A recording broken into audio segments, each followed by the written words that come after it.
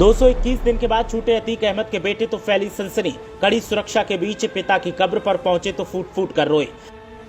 अतीक के बेटों ने पिता और चचा के साथ जो हुआ उसका वीडियो देखा तो चेहरा हो गया लाल। देखिए कैद से बाहर आने के बाद क्या कहा। बाहर आए अतीक के बेटों को अब इनके सुपुर्द किया गया। देखिए कहां रहेंगे और कौन करेगा देखभाल। पुलिस ने मामले में जो कहा उसने चौंकाया।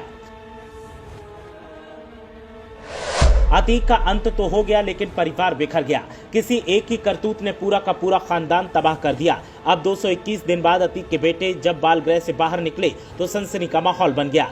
दोनों भाई पहले अपने पिता की कब्र पर गए तो उनके सब्र का बांध टूट गया। दोनों पिता और चचा की कब्र को देखकर फूट फूट कर रोने लगे। तो वहीं इस मौके पर दोनों ने पिता और चचा पर हुए हमले का वीडियो भी देखा तो चेहरा गुस्से से लाल हो गया। अब हर किसी के जहन में एक ही सवाल है कि आखिर दोनों कहां रहेंगे और किसके सुपुर्द इनको किया गया है। 24 फरवरी को उमेशपाल कांड के बाद 2 मार्च को अतीक के 5 बेटों में से दोनों नाबालिग बेटों को बाल गृह में आवासित किया गया था। हालांकि इन्हें पुलिस कहां ले गई है इसको लेकर स्थिति स्पष्ट नहीं थी। इसके लिए अतीक की पत्नी शाइस्ता परवीन ने जिला अदालत से दोनों बच्चों का पता लगाने और उनकी सुरक्षा सुनिश्चित करने की गुहार लगाई थी।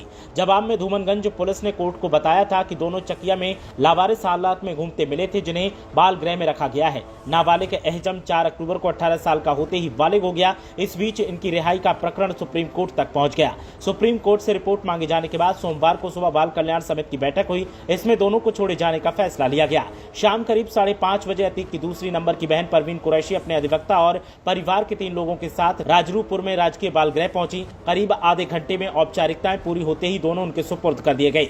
सफेद रंग की कार में भतीजों को लेकर निकली परवीन ने हलफनामा देकर बाल कल्याण समिति को बताया है कि दोनों बच्चे पूरा मुफ्ती के हटवा गांव में रह रहे एक रिश्तेदार अंसार अहमद के मकान में रखे जाएंगे। समिति ने उस मकान का सत्यापन भी करवाया है। परवीन ने बच्चों के खान पान और सुरक्षा का पूरा ख्याल रखने की शपथ ली है। वो समिति के बुलाने पर उपस्थित होंगी और बच्चों के बारे में पूरी जानकारी भी देंगी। सेंट जोसेफ कॉलेज में एहजम का कक्षा 12 जबकि अवान का दाखिला कक्षा 10 में करवाया गया है। सूत्रों के मुताबिक सुप्रीम कोर्ट की ओर से नियुक्त किए गए सहायक केजी जॉर्ज जब बाल गृह में आए थे तभी दोनों का दाखिला करवा दिया गया था। सहायक ने दोनों से बातचीत के बाद 28 अगस्त को सुप्रीम कोर्ट को रिपोर्ट सौंपी थी। इसमें दोनों ने कहा था कि वो बाल गृह में नहीं रहना चाहते।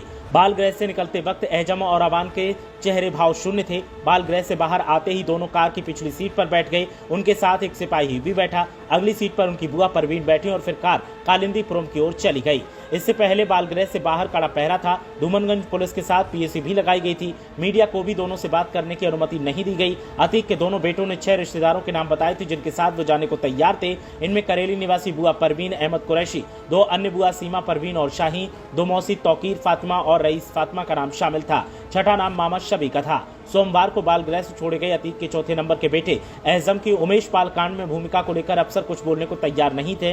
दरअसल अतीक के वकील रहे खान शौलत हनीफ ने बताया था कि अतीक, अशरफ, शाइस्ता और अन्य लोग आईफोन पर जिन फेस टाइम ऐप आईडी के जरिए बात करते थे उसे एहजम ने ही बनाया था। फिलहाल इस मामले में अधिकारी कुछ भी बोलने को तैयार नहीं। अतीक के 5 बेटों में से 2 उमर और अली जेल में हैं, जबकि उमेशपाल कांड में शामिल तीसरे नंबर के बेटे असद को पुलिस मुठभेड़ में ढेर किया जा चुका है। अब दोनों बेटे बाहर आए हैं तो उन्हें कड़ी हिदायत देकर बुआ के साथ भेजा गया है और जब भी बुलाया जाए तो हाजिर होने के लिए भी सख्त हिदायत दी गई है। ब्यूरो रिपोर्ट, मीडिया हलचल।